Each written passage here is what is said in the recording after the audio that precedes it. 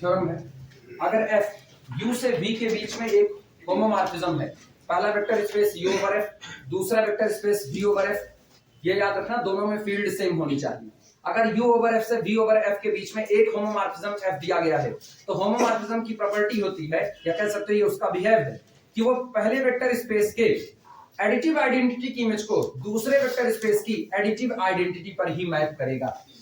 अगर एक vector space यहां पर दिया गया है, ये वेक्टर स्पेस है u ओवर f और ये वेक्टर स्पेस हमको दिया गया है v ओवर f, तो ऑब्वियस सी बात है दोनों वेक्टर स्पेस है, दोनों के ही पास एडिटिव आइडेंटिटी मौजूद होगी।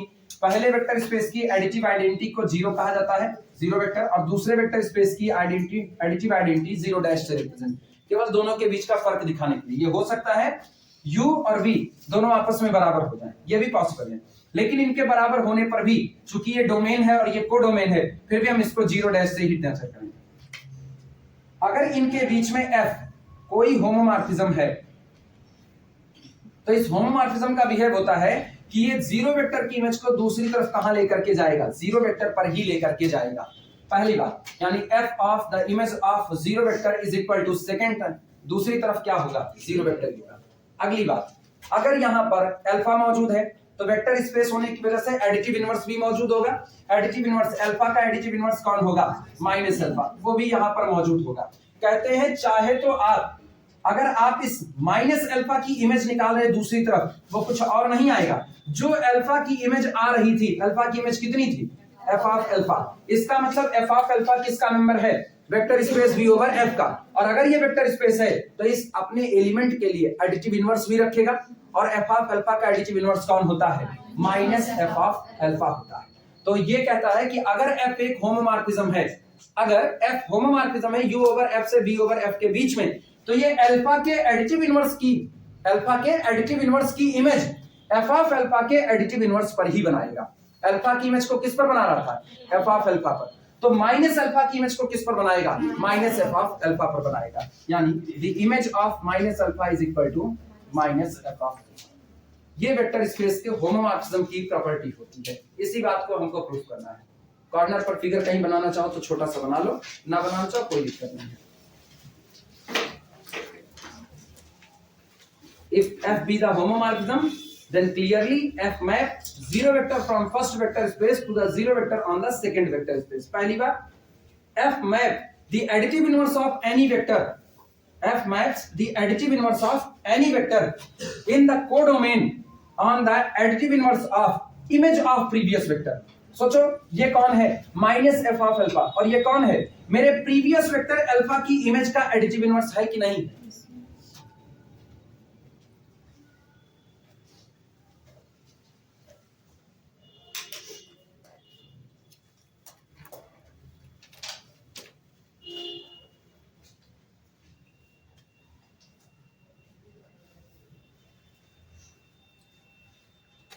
बन जाए तो प्रूफ शुरू करें।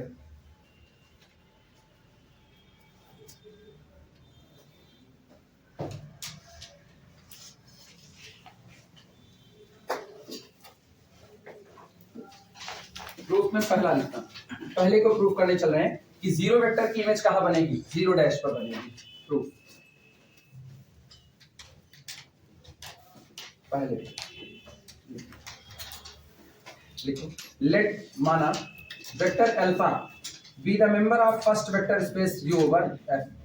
हम ये मान रहे हैं कि माना अल्फा हमारे पहले vector space u over f की इमेज है, ठीक, पहले vector space u over f में बिलोंग करता है। ये बताओ f होमोमॉर्फिज्म है u से किसके बीच में, v के बीच में, तो इसका मतलब अगर अल्फा u ओवर f में है तो अल्फा की जो इमेज होगी f ऑफ अल्फा वो किस में होगा, v ओवर f में होगा, यानी this implies that f of alpha clearly belong to the our second vector space v over f। फिर अगली बात सुनना, v ओवर f को आप क्या कहे हो कि v ओवर f कौन है, वेक्टर स्पेस है, वेक्टर स्पेस है तो निश्चित तौर पर इसके पास एडिटिव आइडेंटिटी मौजूद होगी, और एडिटिव आइडेंटिटी का बिहेव होता है कि वो वेक्टर के किसी भी मेंबर पर, इस स्पेस के किसी भी मेंबर पर ऐड होगा, उसकी वैल्यू में कोई चेंज नहीं करेगा। तो अगर हम चाहें तो क्या हम ये नहीं लिख सकते, so f of alpha plus zero dash is equal to again f of alpha, सही या गलत, एफ ऑफ अल्फा किसका मेंबर है? बी ओवर एफ का। और सोचो बी ओवर एफ में एडिटिव आइडेंटिटी कौन है? जीरो डैश है। तो अगर हम एफ ऑफ अल्फा में जीरो डैश ऐड करें तो ये एडिटिव आइडेंटिटी है, इसलिए एफ ऑफ अल्फा की वैल्यू पर कोई चेंज नहीं आएगा। यानी F of alpha plus zero dash is equal to again F of alpha. लिखा जा सकता है, नोट करो।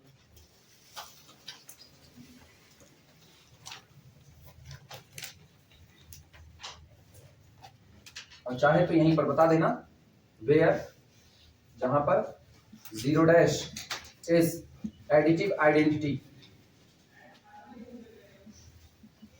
Additive identity in B over F, जहां पर F of L sorry zero dash additive identity है किसमें? B over F.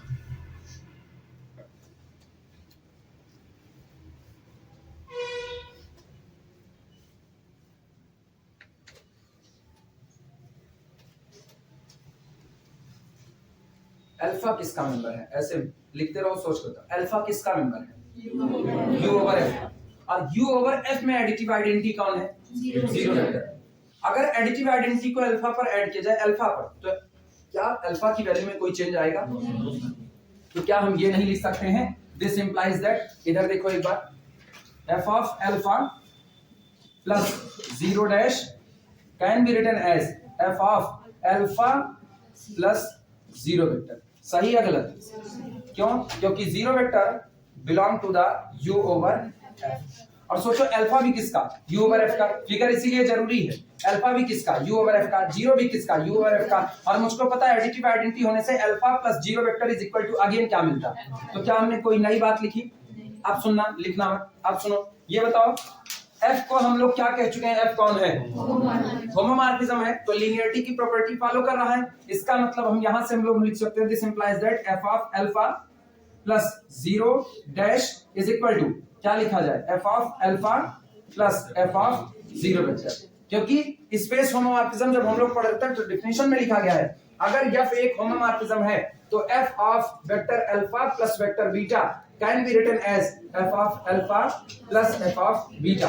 यानी चाहे पहले अल्फा प्लस बीटा को ऐड कर लो फिर इमेज निकालो, और चाहे अल्फा की इमेज अलग बीटा की इमेज अलग निकाल के तब ऐड करो, रिजल्ट आपस में कैसा आएगा? बराबर। तो इसका मतलब F of alpha plus zero dash is equal to F of alpha plus F of alpha plus F of zero लिखा जा सकता है। अब ये बताओ वेक्टर स्पेस क्या होता है? सबसे पहले एक अबेलियन ग्रुप होता है और किसी भी ग्रुप में लेफ्ट और राइट कैंसिलेशन लॉ होल्ड करता है, पता है? तो ये बताओ ये अभी किस साइड में बैठा है, लेफ्ट या राइट? लेफ्ट में। अगर हम लेफ्ट कैंसिलेशन लॉ का इस्तेमाल करें तो ये दोनों एक दूसरे को कैंसिल आउट कर देंगे, बचेगा कौन? एफ ऑफ जीरो बराबर जीरो। और यही हमको प्रूव करना था using left cancellation law. LCL को तुम लोग एक बार पूरा लिख देना। लेफ्ट कैंसिलेशन लॉ अपने को मिलता है zero dash is equal to F of, proof हो गया। जीरो वेक्टर की इमेज दूसरी तरफ बनेगी तो किस पर बनेगी? जीरो वेक्टर पर ही बनेगी। भले हम लिख जीरो डैश लिख रहे हैं लेकिन कहा यही जाएगा कि पहले दिए गए वेक्टर स्पेस से जीरो वेक्टर की इमेज दूसरे दिए गए वेक्टर स्पेस में जीरो वेक्टर पर बन रही है। अब ये जीरो वेक्टर सेम भी हो सकते हैं या डिफरेंट भी हो सकते हैं।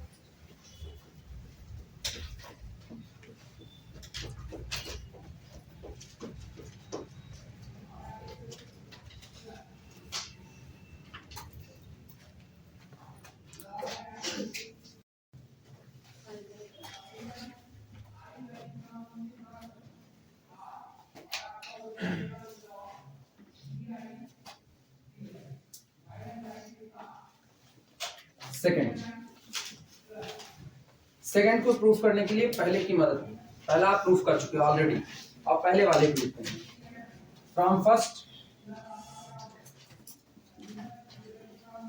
f of zero vector is equal to zero dash. ठीक, अब सुनो वन बाय वन एक एक को बदलेंगे। ये बताओ ये जीरो वेक्टर किसकी आइडेंटिटी है? और मुझको पता है u ओवर f में आइडेंटिटी तब मिलती है जब कोई वेक्टर अपने ही इनवर्स पर ऐड किया जाता है।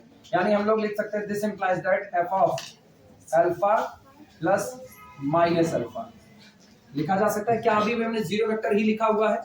दिस इज इक्वल टू, इसको हम लिख सकते हैं f of alpha plus minus f of alpha. सही या गलत? अभी भी एक ही बात लिखी गई है।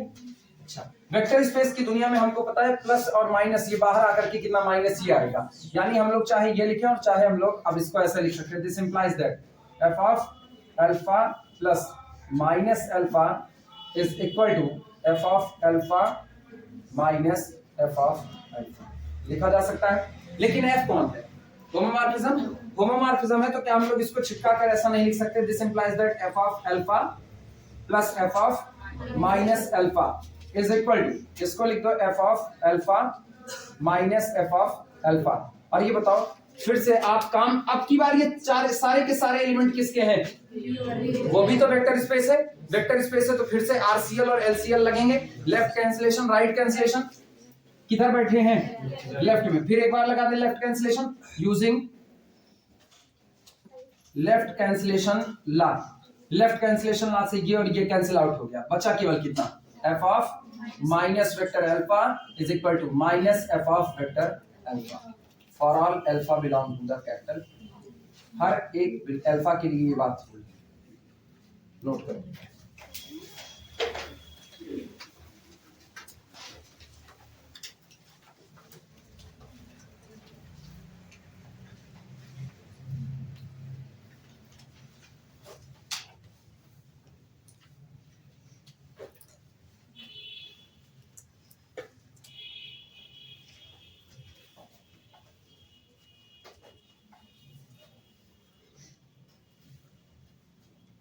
सेकेंड ईयर इत्मीनान से पास करो।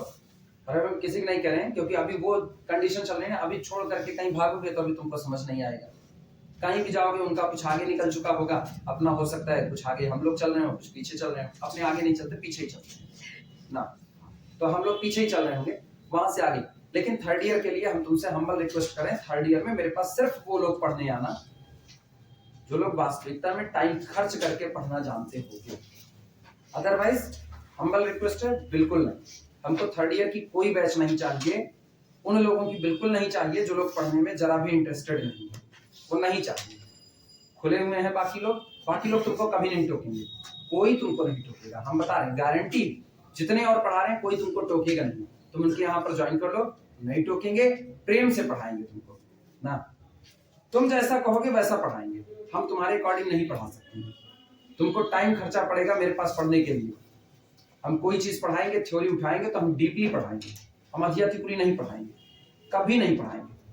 अपनी जियत जिंदगी नहीं पढ़ाएंगे चाहे सूरज पूरब से पश्चिम निकल जाए, लेकिन हम अध्ययतिपुरी कहानी नहीं पढ़ा सकते। तो इसीलिए दोबारा अभी फंस गए, चलो फंस गए, ठीक, दोबारा मत फंसना। दोबारा के लिए हम तुमको बता दे रहे हैं, अब नेचर भी जान चुके हो। नेचर भी ऐसा है कि हम तुम्हारे अकॉर्डिंग बिहेव नहीं कर सकते, क्योंकि निश्चित तौर पर हम इस बात को मानते हैं अगर कुछ सिखाना है तो आपको कड़ाई करनी पड़ेगी, और हम करेंगे वो हम निश्चित तौर पर करेंगे। तो अगर आगे के लिए कुछ सोच रहे होगे तो बिल्कुल मत सोचना, आगे के लिए वही जाना जो तुम्हारे अकॉर्डिंग चल सके, जो तुम्हारे अकॉर्डिंग चले। हम नहीं चलेंगे तुम्हारे अकॉर्डिंग, हम छुट्टी नहीं देंगे। मेरे पास छुट्टी का कोई ऑप्शन नहीं, मेरे पास अपने लिए छुट्टी नहीं, तुम्हारे लिए छुट्टी चाहते हैं। अपने लिए हम छुट्टी नहीं करते हैं, तुम्हारे लिए क्या करेंगे। हमको लखनऊ जाना होगा डॉक्टर को दिखाने के लिए, हम टाइम खोजते रहते, कोई ऐसा टाइम जिस पर एकदम फुर्सत में रहे, तब कभी बंद करके छुट्टी नहीं जाएंगे। और अगर कभी पता चला डॉक्टर की डेट नहीं मिल रही है तो संडे को 3 की बजाय 4 घंटे 6 घंटे पढ़ा करके तब जाएंगे, कि हम रेगुलर क्लास जो 1 घंटे की रेगुलर क्लास है उसको हम कहीं ना कहीं कवर कर दें। फिलहाल अभी ऐसा कोई आएगा कि हम ऐसा कुछ करने वाले हैं, तो उसके बावजूद भी तुम लोगों को कंडीशन ना है नहीं मेरे साथ दौड़ पाने की, तो तो मेरे साथ दौड़ पाने के लिए ना तुमको मेरे बराबर के कुछ तो आना पड़ेगा, मेहनत करने पर। तुम आ नहीं सकते हो तो बहुत सीधी बात है ना, बिल्कुल तुमको थर्ड ईयर में मेरे पास फंसने की जरूरत नहीं है। शुरू से बता कहीं ज्वाइन करना, सुकून से रहना। ऐसा नहीं कि हमको मिलोगे तो हम तुमसे बतियावे नहीं करेंगे, नहीं तुम हमसे बतियाओगे हम तुमसे बतियाएंगे। हम तुमसे बतियाने नहीं आएंगे कि तुमको ये लगे सर को कोचिंग का लालच है इसलिए सर जी हमसे बड़े प्रेम से बतिया, नहीं हमको नहीं, हमको अपने घर का लालच नहीं है। हम सीधे सीधे बोलते हैं मेरे पापा मेरे पूरा का पूरा घर चाहे जिसको लिख दे, हमको कोई फर्क नहीं पड़ता, कोई फर्क नहीं पड़ता। सही में कुछ था एक बार, कुछ था ना, ये हुआ कि मतलब दीदी के लिए कुछ व्यवस्था करनी थी कि मतलब ये ऐसा है, सोचता है हर फैमिली सोचती है ना कि इनको ये दे देंगे, इनको ये दे देंगे, इनको ये दे देंगे। हमको छदई कौड़ी नहीं चाहिए, उठा करके पूरा दीदी को दे दें। कहे तो रहोगे कहाँ, हम झोपड़ा में रह लेंगे, हम कहीं रह लेंगे, हम अपना बना करके रहेंगे, कम से कम हम ये कहेंगे कि ये मेरा खुद का बनाया हुआ है। और ये कोई गुरूर में नहीं कहते, या हम इसी सेंस में कहते कि हमको अपनी बनाई हुई चीजें अच्छी लगती। पापा बहुत दिन से लगे पड़े थे ना, बाइक दिला दे, एक नई बाइक खरीद दें, अभी वही हीरो होंडा स्प्लेंडर चला रहे टुकही वाली।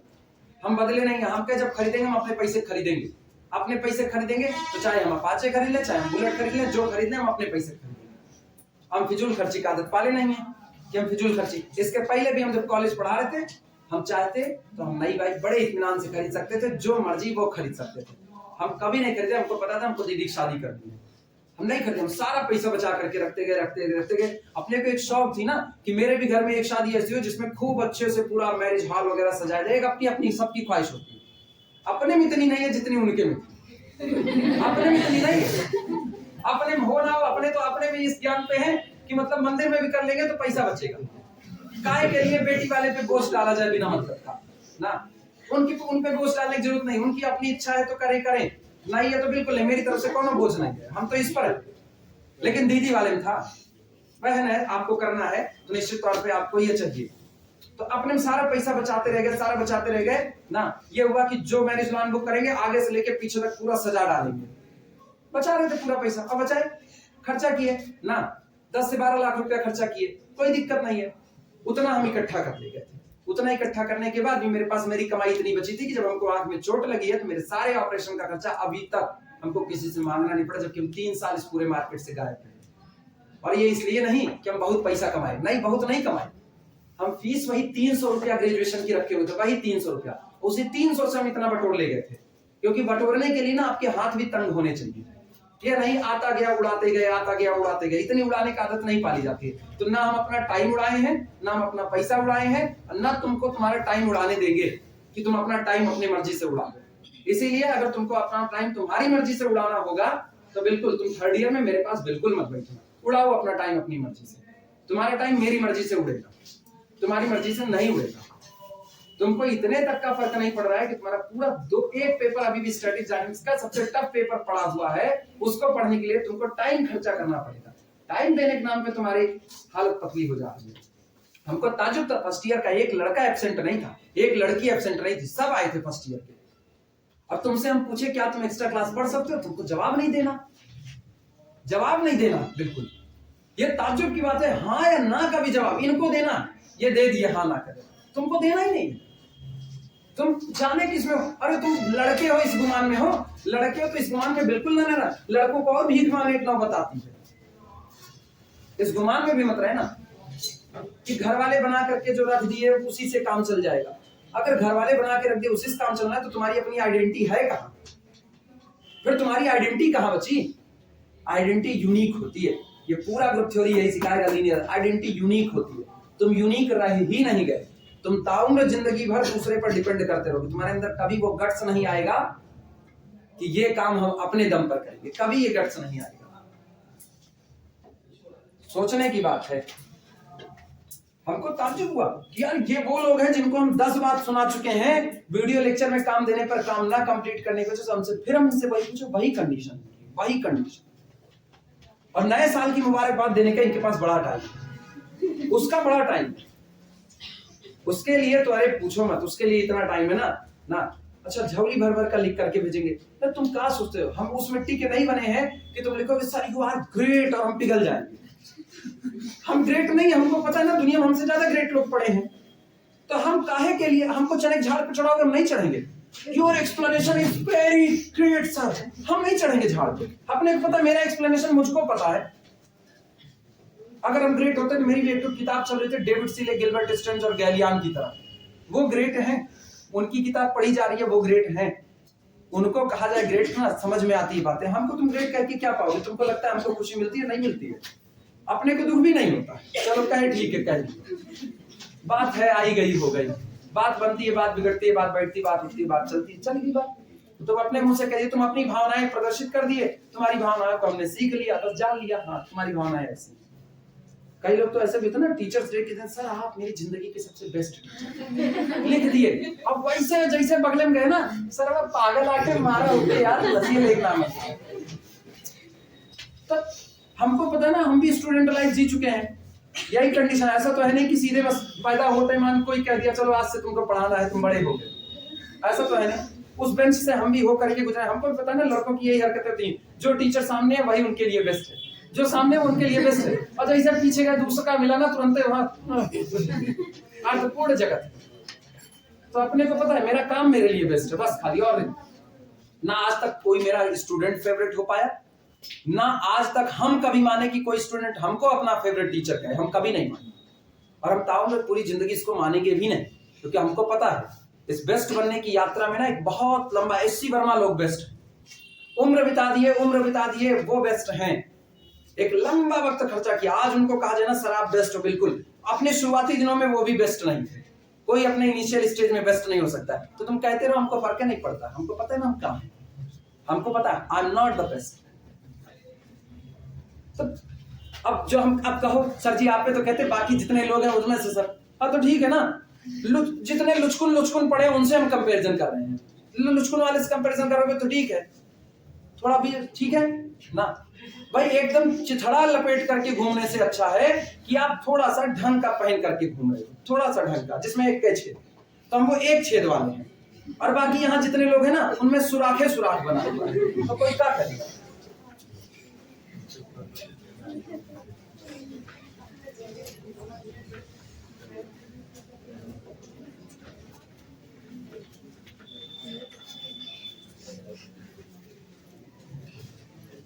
तुम मेरे लिए फेवरेट बनना चाहते हो तो ऑब्वियस सी बात है तुमको अपना टाइम खर्चा करना सीखना होगा, और वही तुम नहीं सीख पा रहे हो। तो तुम कैसे बन सकते हो फेवरेट? किसी टीचर का फेवरेट बनने के लिए ना एक लंबा प्रोसेस होता है, ठीक वैसे जैसे एक टीचर को अगर बेस्ट बनना है तो उसको एक लंबे प्रोसेस से गुजरना पड़ेगा, बड़े लंबे दायरे होते हैं। एक नोट्स उठा करके पढ़ा दिया उससे कोई बेस्ट नहीं हो जाता है कि तुमको समझ आ गया तो बेस्ट हो गया।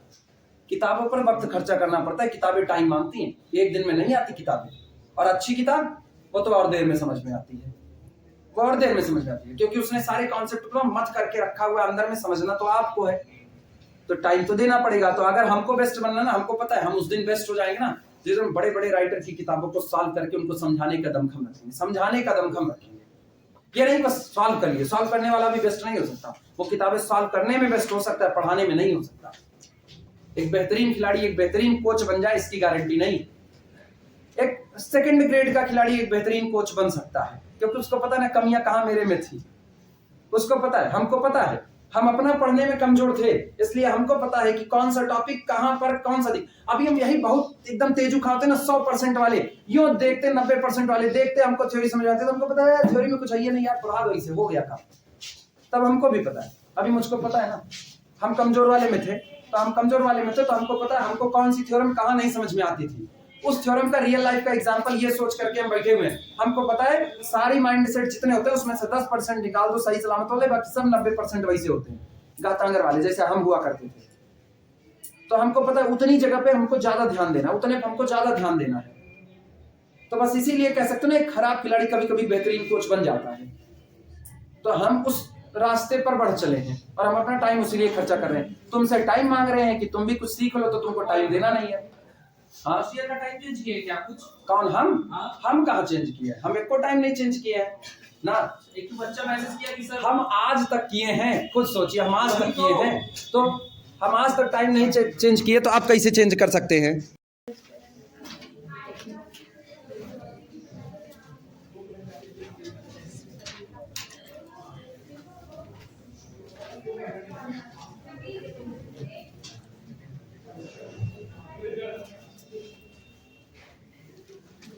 Isomorphism of vector space. कुछ नहीं, बहुत सिंपल सा कॉन्सेप्ट है। आपको जो होमोमॉर्फिज्म दिया गया है वो दो बातें और पूरी कर दे बस खाली। होमोमॉर्फिज्म तो रहे, विदाउट होमोमॉर्फिज्म आप आइसोमॉर्फिज्म की कैटेगरी में नहीं आ सकते हो। होमोमॉर्फिज्म का मतलब भी होता है समानता तलाशना, आइसोमॉर्फिज्म का मतलब भी होता है समानता। होमोमॉर्फिज्म में कुछ समानताएं कुछ असमानताएं हो सकती हैं। आइसोमॉर्फिज्म आने पर असमानताओं की बात ही खत्म, बस एक ही असमानता रह जाएगी, आप दोनों लोग दिखने में अलग अलग हो, लेकिन जो प्रॉपर्टी आपकी है वही प्रॉपर्टी दूसरे की है, डिट्टो प्रॉपर्टी बनी, कुछ अंतर नहीं है। यानी अगर हमने कह दिया कि दो ग्रुप एक दूसरे के आइसोमॉर्फिक है और पहले के पास ग्रुप की बात कर रहे हैं, उनकी अभी बात नहीं करें, दो ग्रुप एक दूसरे के आइसोमॉर्फिक हैं और पहले ग्रुप के पास 15 ऑर्डर के 8 एलिमेंट हैं, तो दूसरे वाले ग्रुप के पास भी 15 ऑर्डर के 8 एलिमेंट होंगे, ना एक कम ना एक ज्यादा, बराबर बराबर। अगर हमने कह दिया कि दो ग्रुप एक दूसरे के आइसोमॉर्फिक हैं और पहले वाले ग्रुप के पास दो ऑर्डर का सिर्फ और सिर्फ एक एलिमेंट है, तो अगले के पास भी साफ है दो ऑर्डर का केवल और केवल कितना होगा, एक एलिमेंट। ये आइसोमॉर्फिज्म है, एक बात इधर उधर नहीं करेगा, दैट्स कॉल्ड द आइसोमॉर्फिज्म। आप टाटा का नमक खरीदो और चाहे आप कैप्टन कुक खरीदो, दोनों नमक एक दूसरे के आइसोमॉर्फिक होंगे, दोनों के बीच में कोई अंतर नहीं है। कंपनियां अंतर बताती हैं, मेरे में कोलेस्ट्रॉल इतना होता है, मेरे में इतना, ऐसा कुछ नहीं होता है। वो नमक बने हुए हैं, वो बाहरी तौर पर अंदरूनी तौर पर उनका NaCl का स्ट्रक्चर सेम होता है। ऐसा नहीं कि टाटा का NaCl बनेगा तो Na ऊपर Cl नीचे आएगा और कैप्टन कुक का बनेगा तो NaCl बराबर बराबर, हम इक्वलिटी में विश्वास रखते हैं, ऐसा नहीं होता। स्ट्रक्चर नमक का वही रहने वाला है, वो बदलने वाला नहीं है। ये आइसोमॉर्फिज्म की कैटेगरी होती है।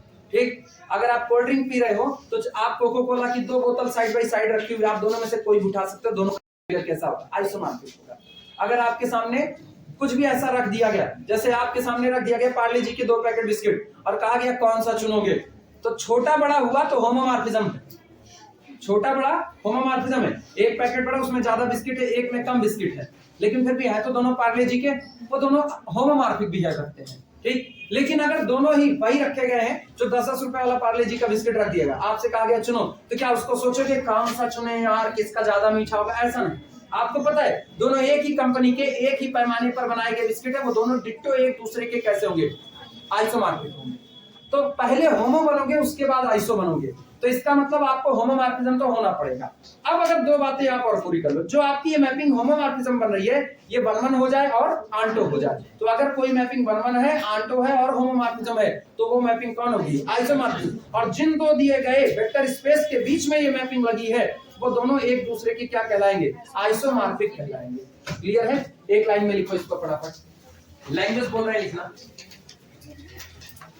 Late U over F and V over F, language है, लिख लो ऐसे, let U over F and V over F, let U over F and V over F are two vector spaces। ये याद रखना, ओवर सेम फील्ड हम नहीं लिख रहे क्योंकि हमने अंदर में फील्ड ऑलरेडी सेम दिखा दी है। क्लियर हुआ? let U over F and V over F are two vector spaces, full stop, full stop, then any homomorphism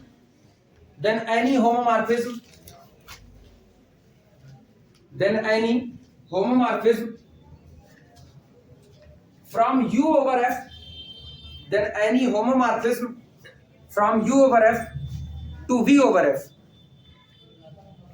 then any homomorphism from U over F to V over F becomes an isomorphism,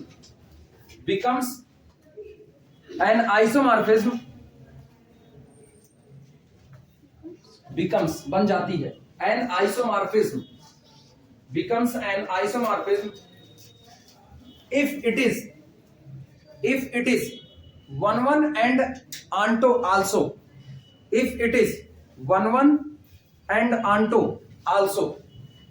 अगर पहले vector space U over F से बीच में, पहले vector space U over F से दूसरे vector space V over F के बीच में कोई भी होमोमॉर्फिज्म डिफाइंड है, तो ये होमोमॉर्फिज्म आइसोमॉर्फिज्म कहा जाएगा अगर ये होमोमॉर्फिज्म दो और प्रॉपर्टी रख ले। कौन कौन सा? 1-1 रख ले और onto रख ले। क्लियर है ये बात है? इसी होमोमॉर्फिज्म को हम लोग ग्रुप थ्योरी में ऑपरेशन प्रिजर्विंग भी कहते हैं। यहां भी वही बात है, ऑपरेशन को प्रिजर्व करना। अगर इधर दो वेक्टर ऐड हो रहे हैं तो दूसरी तरफ जो ऑपरेशन लगा हुआ है, दूसरी तरफ ऑपरेशन किसका है? एडिशन का है। तो आपने इधर अल्फा और बीटा को ऐड किया तो उधर अल्फा और बीटा की इमेज भी आपस में क्या हो जाएगी? ऐड हो जाएगी। अगर पहली तरफ ऑपरेशन एडिशन का है, दूसरी तरफ किसका है? मल्टीप्लिकेशन का। आपने अल्फा और बीटा को ऐड किया तो जब आप इनकी इमेज निकालोगे तो इनकी इमेज आपस में क्या हो जाएगी? मल्टीप्लाई हो जाएगी। That's called the operation preserving. इसी बात को ऑपरेशन प्रिज्म में कहा जाता है और यही बात होमोमॉर्फिज्म बनती है। क्लियर हुआ? तो आपको केवल एक बात कहना, होमोमॉर्फिज्म है तो आइसोमॉर्फिज्म तब बनेगा अगर जो दो बातें और लग जाए, 1-1 और ऑन्टो। मतलब कोई मैपिंग 1-1 हो, ऑन्टो हो, होमोमॉर्फिज्म है तो वो कौन होगी? आइसोमॉर्फिज्म। लेकिन इन तीन में से एक भी फेल होगा तो आप आइसोमॉर्फिज्म नहीं बना सकते। दैट इज अर्थात अब सारी बात हम इकट्ठे लिख देंगे। That is F mapping from U to V is called an isomorphism. Is called an isomorphism of U onto V. U onto V if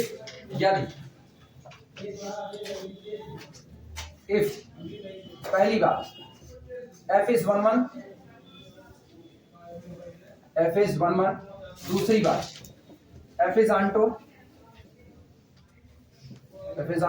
तीसरी बात थर्ड F of, हम ये नहीं लिख रहे होमोमॉर्फिज्म, वो हमको पता है वो क्या होता है। अब हम इसको यहां पर मैथमेटिकल टर्म पर लिख रहे हैं। F of A alpha plus B beta is equal to A F of alpha plus B F of beta, और ये बात किसी एक दो के लिए नहीं, for all alpha comma beta belong to the U over F and for all A comma B belong to the field F।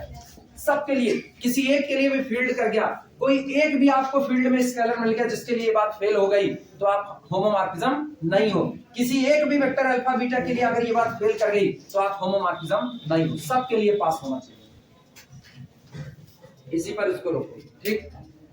कल थ्योरम करवाएंगे और कल मोस्ट इंपॉर्टेंट 7.5 नंबर में पूछी जाने वाली थ्योरम है। आगे की दोनों थ्योरम मोस्ट इंपॉर्टेंट है, सेकंड थ्योरम ज्यादा इंपॉर्टेंट है, पहली वाली थोड़ी सी कम है, लेकिन है दोनों थ्योरम इंपॉर्टेंट। दूसरी वाली थ्योरम जो होगी कि अगर कोई भी वेक्टर स्पेस n डायमेंशन का है तो Vn ओवर F के आइसोमॉर्फिक होगा। ये मोस्ट इंपॉर्टेंट थ्योरम है, 5 नंबर में पूछी जाती है, कभी कभी 7.5 पूछ लेता है। इसके 90% चांस होते हैं और जो पहली थ्योरम करवाएंगे उसके चांस 70% होते हैं।